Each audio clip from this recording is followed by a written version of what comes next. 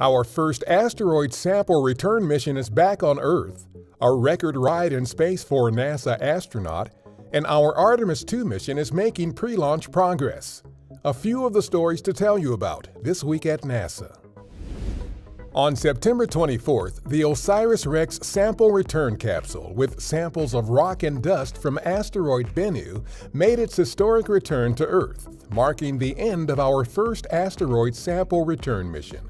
And touchdown of the OSIRIS-REx sample return capsule. The next day, the sample return capsule was flown to our Johnson Space Center in Houston, where the sample material inside it will be cared for, stored, and shared with scientists around the world.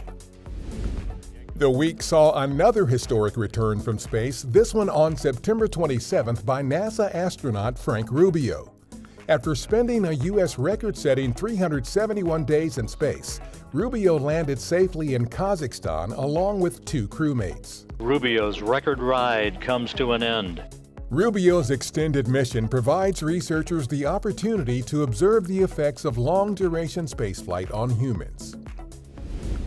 Teams at our Michoud assembly facility in New Orleans have structurally joined all 4 RS-25 engines onto the core stage of our Artemis II moon rocket.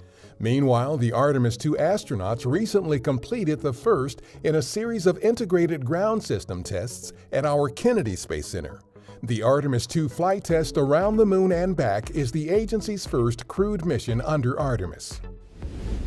On October 14th, an annular solar eclipse will cross the U.S. from Oregon to Texas.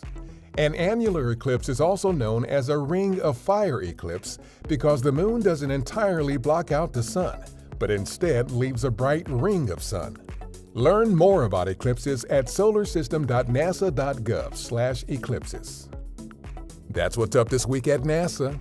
For more on these and other stories, follow us on the web at nasa.gov/twan.